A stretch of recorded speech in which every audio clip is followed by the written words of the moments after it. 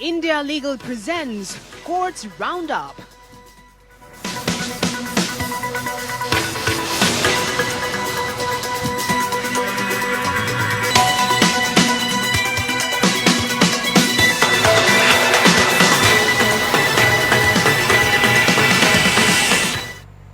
नमस्कार, आप देख रहे हैं हमारी खास पेशकश कोर्ट्स राउंड अप। मैं हूं आपके साथ रेशु त्यागी। इस बुलेटिन में अगले आधे घंटे हम आपको कोर्ट से जुड़ी तमाम छोटी बड़ी खबरों से रूबरू कराएंगे। कोर्ट की कार्यवाही और सुप्रीम कोर्ट से लेकर हाई कोर्ट और लोअर कोर्ट तक के फैसलों को आपके सामने रखेंगे। तो शुरू करते हैं कोर्ट से जुड़ी हुई तमाम खबरें।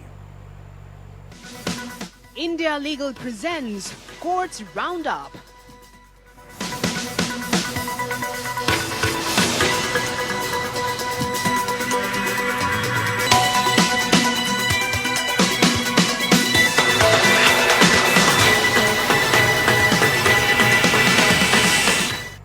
सुप्रीम कोर्ट विवादों में फंसी नीट यूजी परीक्षा पर गुरुवार को सुनवाई नहीं करेगा। सुप्रीम कोर्ट ने 18 जुलाई को अगली डेट दी है। वहीं नेशनल टेस्टिंग एजेंसी या एनटीए ने सुप्रीम कोर्ट में हलफनामा दाखिल कर कहा कि 4 मई को लीक हुए नीट यूजी परीक्षा के पेपर की तस्वीर दिखाने वाला वीडियो फर्जी है।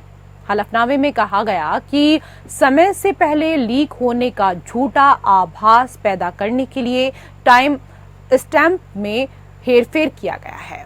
पिछली सुनवाई की तारीख पर चीफ जस्टिस डीवाई चंद्रचूड़ की अगुवाई वाली पीठ ने पेपर लीक की सीमा और गलत काम करने वालों को दूसरों से अलग करने की संभावना पर केंद्र एनटीए से जवाब मांगा था। कोर्ट ने कहा कि अगर पूरी परीक्षा की पवित्रता प्रभावित हुई है और धोखाधड़ी के लाभार्थियों को ईमानदार उम्मीदवारों से अलग करना असंभव है तो दोबारा परीक्षा जरूरी हो सकती है। कोर्ट ने ये भी कहा कि करीब 24 लाख स्टूडेंट पर पड़ने वाले असर को देखते हुए दोबारा परीक्षा कराना आखिरी विकल्प होगा। कार्यवाही के दौरान सीनियर वकील नरेंद्र हुड्डा ने कहा कि परीक्षा से पहले 3 और 4 मई को प्रश्न पत्र टेलीग्राम ऐप इलेक्ट्रॉनिक माध्यम से प्रसारित किए जा रहे थे। हलफनामे में एनटीए ने कहा कि सोशल मीडिया पर टिप्पणियां और चर्चाएं इस बात की पुष्टि करती हैं कि वीडियो में छवि को संपादित किया गया। 4 मई को लीक होने का सुझाव देने के लिए तिथि को जानबूझकर संशोधित किया गया। स्क्रीनशॉट वीडियो में किए गए दावों की मनगढ़ंत प्रकृति को उजागर करते हैं। पिछले दिन सुनवाई के दौरान न्यायालय ने कहा कि अगर लीक इलेक्ट्रॉनिक मीडिया के माध्यम से हुआ है तो यह व्यापक प्रकृति का हो सकता है। एनटीए ने यह भी दोहराया कि पटना में कथित पेपर लीक मामले में पूरी परीक्षा की पवित्रता को प्रभावित नहीं किया। केंद्र सरकार ने हलफनामा भी दायर किया जिसमें कहा गया कि आईआईटी मद्रास के विशेषज्ञों द्वारा किए गए डेटा एनालिटिक्स अध्ययन के अनुसार परीक्षा में किसी भी तरह की सामूहिक गड़बड़ी के कोई संकेत नहीं है।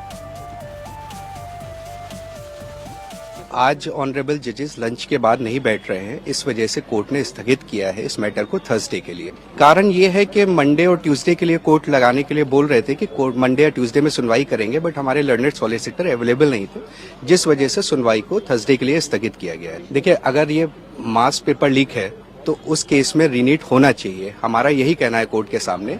एनटीए ने ये कहा है कि ये मास पेपर लीक नहीं है, इस वजह से रीनीट की जरूरत नहीं है।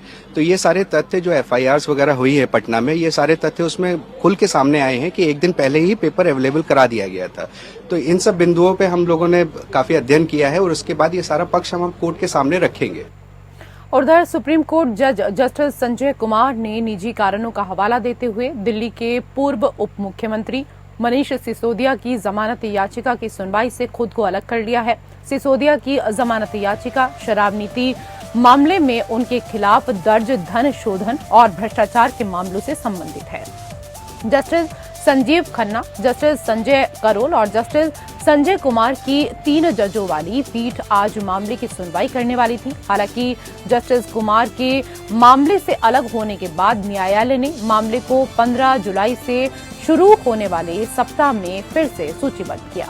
4 जून को सुप्रीम कोर्ट ने सॉलिसिटर जनरल द्वारा दिए गए इस आश्वासन को रिकॉर्ड में लेने के बाद सिसोदिया की जमानत याचिका का निपटारा किया कि शराब नीति मामले में आरोप पत्र शिकायत 3 जुलाई 2024 को या उससे पहले दाखिल किया जाएगा। साथ ही कोर्ट ने सिसोदिया को अंतिम शिकायत आरोप पत्र दाखिल होने के बाद जमानत के लिए अपनी प्रार्थनाओं को फिर से शुरू करने की स्वतंत्रता दी। इस सप्ताह की शुरुआत में सीनियर एडवोकेट अभिषेक मनु सिंघवी ने चीफ जस्टिस के समक्ष तत्काल सूचीबद्ध करने के लिए सिसोदिया के आवेदन का उल्लेख किया। उन्होंने जोर देकर कहा कि वो 16 महीने से जेल में है और मुकदमा समाप्त होना चाहिए। इसके बाद मामले को 3 जजों की पीठ के समक्ष सूचीबद्ध किया गया। सिंघवी ने जोर देकर कहा कि मामला अत्यंत जरूरी है। उन्होंने रेखांकित किया कि मुकदमा अभी तक शुरू नहीं हुआ है। उन्होंने सबसे छोटी तारीख का अनुरोध किया। फिर कोर्ट ने 15 जुलाई से शुरू होने वाले सप्ताह में सूचीबद्ध करें। सिसोदिया ने 21 मई के दिल्ली हाईकोर्ट के आदेश को चुनौती देते हुए सुप्रीम कोर्ट का रुख किया, जिसमें उनकी दूसरी जमानत याचिका खारिज कर दी गई थी।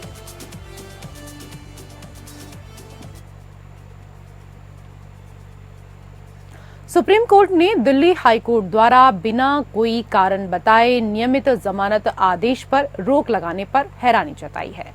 कोर्ट ने ट्रायल कोर्ट द्वारा जमानत आदेश पर अंतरिम रोक बढ़ाने के हाईकोर्ट के आदेशों का बचाव करने के लिए ईडी से सवाल किया है। सुनवाई के दौरान जस्टिस अभय एस ओका ने टिप्पणी की, जब जमानत देने का तर्कपूर्ण आदेश होता है तो क्या उस आदेश पर आराम से रोक लगाई जा सकती है? क्या इसे 1 साल के लिए आसानी से रोका जा सकता है? हम क्या संकेत दे रहे हैं?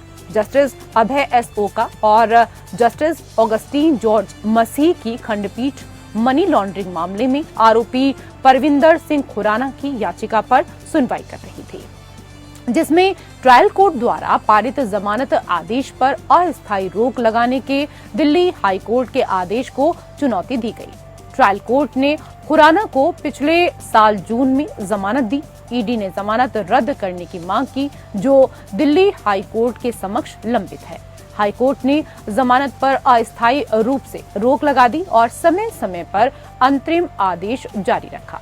जस्टिस ओका ने कहा, यह चौंकाने वाला है। जब तक वह आतंकवादी नहीं है तब तक उसे रोकने का क्या कारण है? हुसैन ने अदालत को बताया कि दिल्ली हाईकोर्ट के 3 जजों ने जमानत रद्द करने की ईडी की याचिका से खुद को अलग कर लिया, जिसमें आदेश सुरक्षित रखने के बाद एक जज भी शामिल है।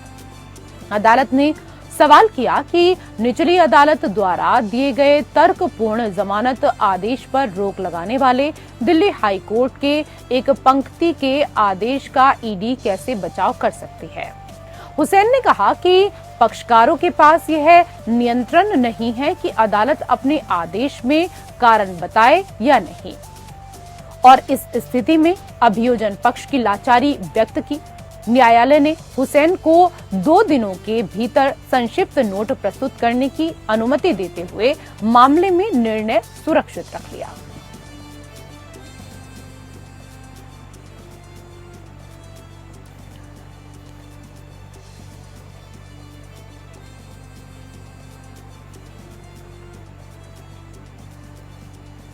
उधर सुप्रीम कोर्ट ने दूसरे और राष्ट्रीय न्यायिक वेतन आयोग की सिफारिशों के अनुसार न्यायिक अधिकारियों के वेतन और भत्तों के बकाया भुगतान के लिए जारी निर्देशों का पालन न करने पर कई राज्य सरकारों को कड़ी फटकार लगाई है।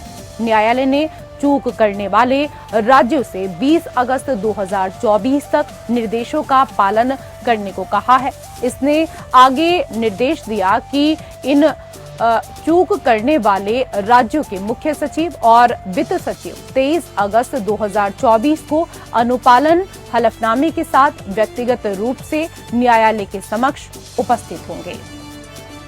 साथ में न्यायालय ने चेतावनी दी कि अगर संघ शासित प्रदेश निर्धारित समय में निर्देशों का पालन करने में विफल रहते हैं तो वो संबंधित अधिकारियों के खिलाफ अवमानना कार्रवाई शुरू करने के लिए बाध्य होगा।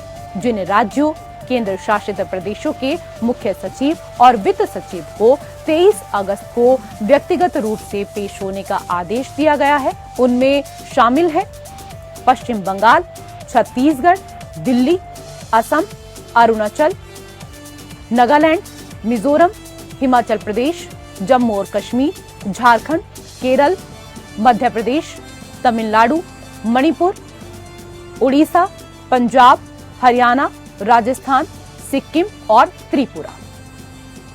सुनवाई की शुरुआत एमिकस क्यूरी एडवोकेट के परमेश्वर ने की, जिन्होंने न्यायालय को बताया कि जनवरी 2024 के उनके निर्णय का अधिकांश राज्यों, केंद्र शासित प्रदेशों द्वारा पूरी तरीके से अनुपालन नहीं किया गया, जबकि भुगतान के लिए समय सीमा 7 बार बढ़ाई गई।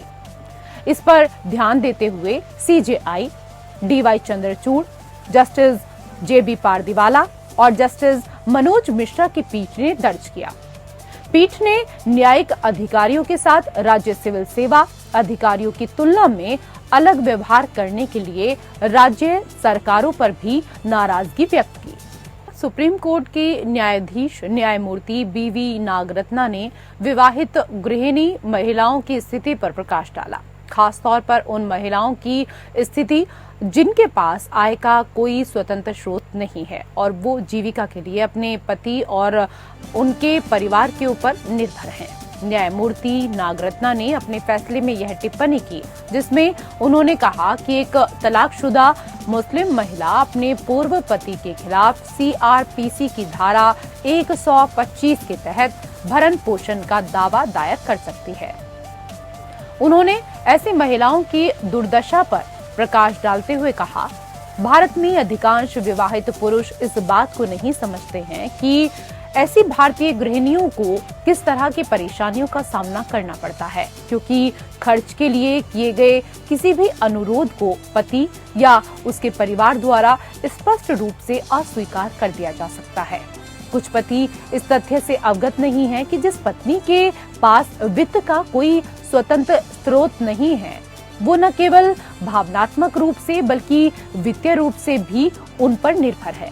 दूसरी ओर एक पत्नी जिसे गृहिणी कहा जाता है, वो अपने पति और उसके परिवार से प्यार और स्नेह, आराम की भावना और सम्मान के अलावा बदले में कुछ भी उम्मीद किए बिना पूरे दिन परिवार के कल्याण के लिए काम करती है, जो उसकी भावनात्मक सुरक्षा के लिए है।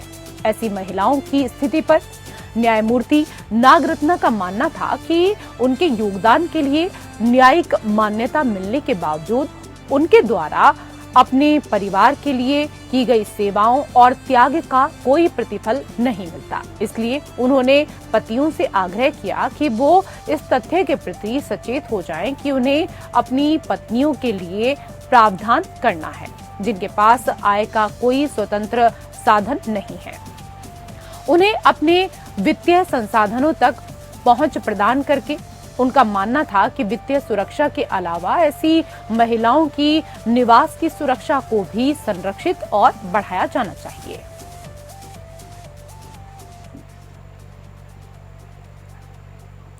दिल्ली हाई कोर्ट के जज जस्टिस अमित शर्मा ने राष्ट्रीय जांच एजेंसी या एनआईए द्वारा कश्मीरी अलगाववादी नेता यासीन मलिक के लिए मृत्यु दंड की मांग करने वाली अपील पर सुनवाई से खुद को अलग कर लिया। यासीन को टेरर फंडिंग मामले में दोषी ठहराया गया और आजीवन कारावास की सजा सुनाई गई। जस्टिस शर्मा को 2010 में एनआईए के लिए विशेष लोक अभियोजक के रूप में नियुक्त किया गया था। एसपीपी के रूप में न्यायाधीश ने अनुसूचित आतंकवादी संगठनों से जुड़े राष्ट्रीय सुरक्षा से संबंधित अभियोजन को संभाला। ये मामला जस्टिस प्रतिभा एम सिंह और जस्टिस अमित शर्मा की खंडपीठ के समक्ष सूचीबद्ध किया गया। जस्टिस शर्मा के मामले से अलग होने के बाद अदालत ने एक्टिंग चीफ जस्टिस के आदेश के अधीन मामले को 9 अगस्त को अन्य पीठ के समक्ष सूचीबद्ध किया। पिछले साल पारित आदेश के अनुसार मलिक की वीडियो कॉन्फ्रेंसिंग के माध्यम से तिहाड़ जेल से अदालत के समक्ष पेश किया गया। इस साल की शुरुआत में सिंगल जज ने तिहाड़ जेल अधीक्षक को ये सुनिश्चित करने का निर्देश दिया कि मलिक को जेल अस्पताल में उचित मेडिकल उपचार दिया जाए। मलिक ने याचिका दायर कर केंद्र सरकार और जेल अधिकारियों को उचित निर्देश देने की मांग की थी कि उन्हें आवश्यक मेडिकल उपचार के लिए एम्स या किसी अन्य अस्पताल में शारीरिक रूप से रेफर किया जाए, क्योंकि वो हृदय और गुर्दे से संबंधित बीमारियों से पीड़ित हैं।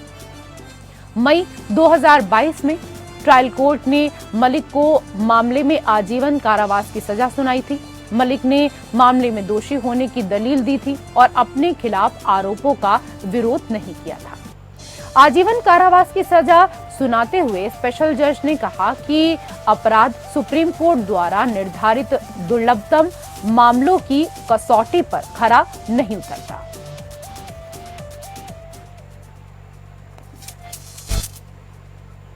उधर मध्य प्रदेश उच्च न्यायालय ने हाल ही में एक 34 वर्षीय व्यक्ति के खिलाफ बलात्कार का मामला खारिज कर दिया। ये देखते हुए कि शिकायतकर्ता ने आरोपी से पैसे ऐंठने के गुप्त उद्देश्य से प्राथमिकी दर्ज कराई थी। न्यायमूर्ति संजय द्विवेदी ने इस तथ्य पर गौर किया कि शिकायतकर्ता ने अन्य व्यक्तियों के खिलाफ भी इसी प्रकार के आरोप लगाए हैं तथा उनके खिलाफ भी एफआईआर दर्ज कराई है। अदालत ने कहा, इस प्रकार यह स्पष्ट रूप से कहा जा सकता है कि यह कुछ और नहीं बल्कि निर्दोष व्यक्तियों को फंसाने और उनसे धन ऐंठने की शिकायतकर्ता की कार्यप्रणाली है, जो शिकायतकर्ता द्वारा दिए गए हलफनामे से स्थापित होता है। पुलिस ने 24 वर्षीय महिला की शिकायत पर जून 2020 की एक घटना के संबंध में फरवरी 2022 में आरोपी के खिलाफ मामला दर्ज किया था। मध्य प्रदेश उच्च न्यायालय ने हाल ही में एक 34 वर्षीय व्यक्ति के खिलाफ बलात्कार का मामला खारिज कर दिया। ये देखते हुए कि शिकायतकर्ता ने आरोपी से पैसे ऐंठने के गुप्त उद्देश्य से प्राथमिकी दर्ज कराई थी। न्यायमूर्ति संजय द्विवेदी ने इस तथ्य पर गौर किया कि शिकायतकर्ता ने अन्य व्यक्तियों के खिलाफ भी इसी प्रकार के आरोप लगाए हैं तथा उनके खिलाफ भी एफआईआर दर्ज कराई है।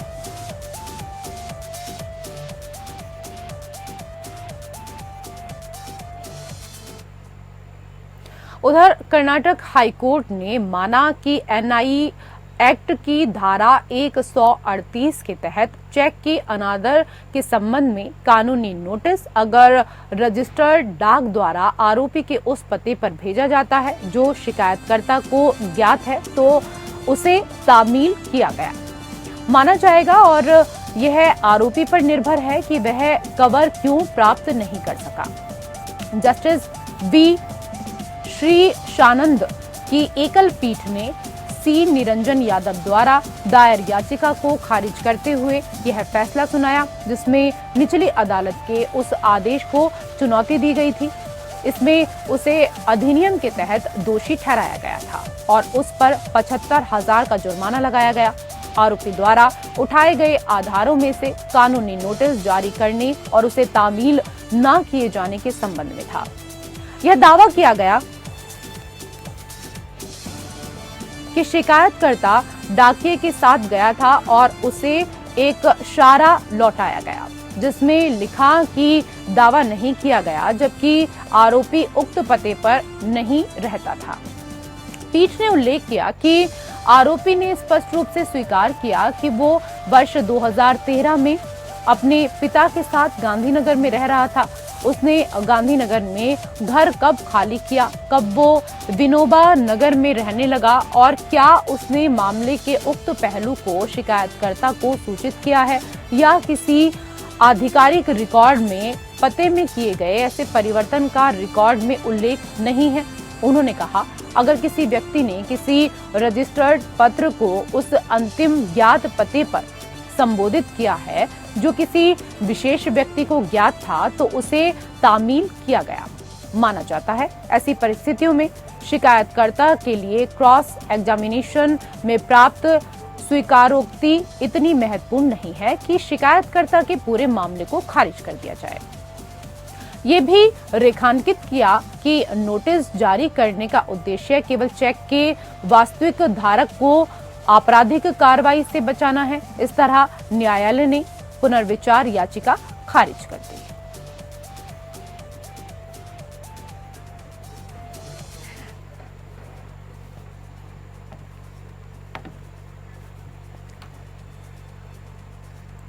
उधर केरल उच्च न्यायालय ने हाल ही में एक देखभाल गृह में HIV रोगी पर हमला करने के आरोपी 4 व्यक्तियों द्वारा दायर अग्रिम जमानत याचिका को खारिज कर दिया। न्यायमूर्ति CS डायस ने चारों कर्मचारियों के खिलाफ आरोपों की गंभीरता को देखते हुए उन्हें गिरफ्तारी से पहले जमानत देने से इनकार कर दिया है। न्यायालय ने कहा, याचिकाकर्ताओं के खिलाफ लगाए गए आरोपों की प्रकृति, गंभीरता को समझते हुए प्रथम दृष्टया सामग्री जो अपराध में याचिकाकर्ताओं की संलिप्तता को स्थापित करती है कि याचिकाकर्ताओं से हिरासत में पूछताछ आवश्यक है और उनसे वसूली की जानी है। मैं इस बात से संतुष्ट नहीं हूं कि याचिकाकर्ताओं ने संहिता की धारा 438 के तहत इस न्यायालय के असाधारण क्षेत्राधिकार का आह्वान करने के लिए कोई वैध आधार बनाया है। 4 कर्मचारियों पर एक देखभाल गृह में एक HIV पॉजिटिव मरीज को खिड़की से बांधने और उसे लकड़ी के लट्ठे से पीटने का आरोप लगाया गया था, जिसमेमें उसकी गंभीर हड्डियां टूट गई। गिरफ्तारी का सामना करते हुए 4 आरोपी कर्मचारियों ने दंड प्रक्रिया संहिता 1973 की धारा 438 के तहत अग्रिम जमानत की मांग करते हुए केरल उच्च न्यायालय का दरवाजा खटखटाया। राज्य ने जमानत याचिका का विरोध किया और त्रिशूर के सरकारी मेडिकल कॉलेज अस्पताल से एक प्रमाण पत्र का हवाला दिया, जिसमें संकेत दिया गया था कि पीड़िता को हमले के कारण 5 फ्रैक्चर हुए थे, न कि किसी पहले से मौजूद बीमारी के कारण। न्यायालय ने कहा कि गिरफ्तारी से पहले जमानत केवल असाधारण मामलों में ही दी जानी चाहिए, जहां न्यायालय को प्रथम दृष्टया यह विश्वास हो गया कि आरोपी को झूठा फंसाया गया है। हालांकि इस मामले में न्यायालय ने पाया कि ऐसे साक्ष्य मौजूद हैं जो दर्शाते हैं कि मरीज को लगी चोट आरोपी द्वारा किए गए क्रूर हमले के कारण थी। ऐसे गंभीर आरोपी के खिलाफ प्रथम दृष्टया साक्ष्य और हिरासत में लेकर उनसे पूछताछ की जरूरत को देखते हुए न्यायालय ने अग्रिम जमानत याचिका खारिज कर दी।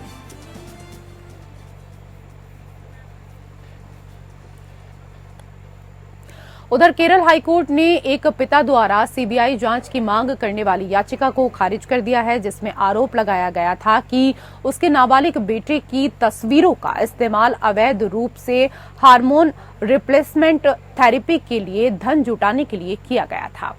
जस्टिस कुरियन थॉमस ने कहा कि जबरन लिंग परिवर्तन ऑपरेशन करने में अंतर्राष्ट्रीय रैकेट या गिरोह की संलिप्तता के आरोप अस्पष्ट और निराधार हैं। कोर्ट ने कहा, हलफनामे में जबरन लिंग परिवर्तन ऑपरेशन में शामिल एक अंतर्राष्ट्रीय रैकेट के बारे में लगाए गए आरोप को कम से कम अभी तक एक अस्पष्ट और बेबुनियाद आरोप के रूप में ही माना जा सकता है। याचिकाकर्ता, जो एक नाबालिग बेटे का पिता है, उसने आरोप लगाया कि आरोपियों ने खुद को उसके बेटे के माता-पिता के रूप में गलत तरीके से पेश किया और हार्मोन रिप्लेसमेंट थेरेपी के लिए क्राउड फंडिंग प्लेटफॉर्म मिलाप से धन जुटाने के लिए उसके बेटे की तस्वीर का इस्तेमाल किया। पुलिस की निष्क्रियता से परेशान याचिकाकर्ता ने CBI जांच की मांग करते हुए हाईकोर्ट का दरवाजा खटखटाया। याचिकाकर्ता ने कोर्ट के समक्ष राज्य सरकार के हलफनामे का हवाला दिया कि अभियुक्त के मौद्रिक लाभ के बारे में पता लगाने के लिए वैज्ञानिक और विशेष जांच की आवश्यकता थी। इसके विपरीत सरकारी वकील ने प्रस्तुत किया कि याचिकाकर्ता का बेटा, जो वयस्क हो चुका है, ने प्रस्तुत किया कि वो एक ट्रांसजेंडर महिला है और 25 वर्ष की आयु प्राप्त करने से पहले हार्मोन लेना चाहती है। यह प्रस्तुत किया गया कि अभियुक्त ने याचिकाकर्ता के बेटे के अनुरोध के आधार पर ऑनलाइन धन उगाना शुरू कर दिया। न्यायालय ने कहा कि इस प्रकार एक ट्रांसजेंडर व्यक्ति, चाहे वो नाबालिग हो या वयस्क हो, किसी भी प्रकृति के भेदभाव से कानून द्वारा संरक्षित है। इस प्रकार न्यायालय ने याचिका को खारिज कर दिया और माना कि CBI जांच की मांग उचित नहीं थी।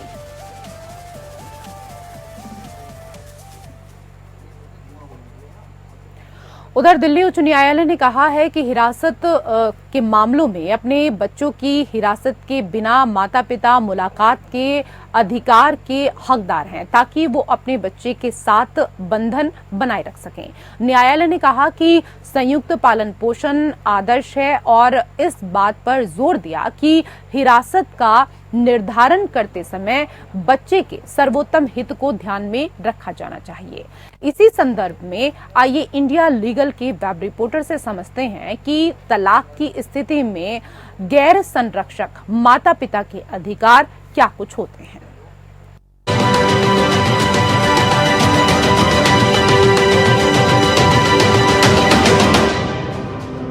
नॉन कस्टोडियल पेरेंट्स के राइट्स क्या होते हैं?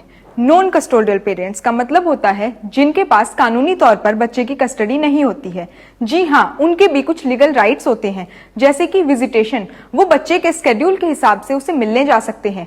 डिसीजन मेकिंग, वो बच्चे से रिलेटेड कोई भी डिसीजन ले सकते हैं जो उसकी अच्छी परवरिश के लिए जरूरी हो। फाइनेंशियल ऑब्लिगेशंस, उन्हें बच्चे की अपब्रिंगिंग के लिए पैसे देने होंगे। In the case of Amit Sharma versus Sugandha Sharma, the Delhi high court upheld the best interest of parent principle to decide the custody of a minor child.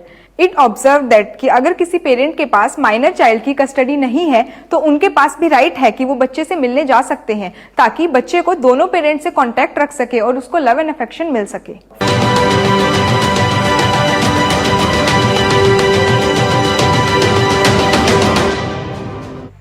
Court से जुड़ी खबरों में मेरे साथ फिलहाल इतना ही। नमस्कार।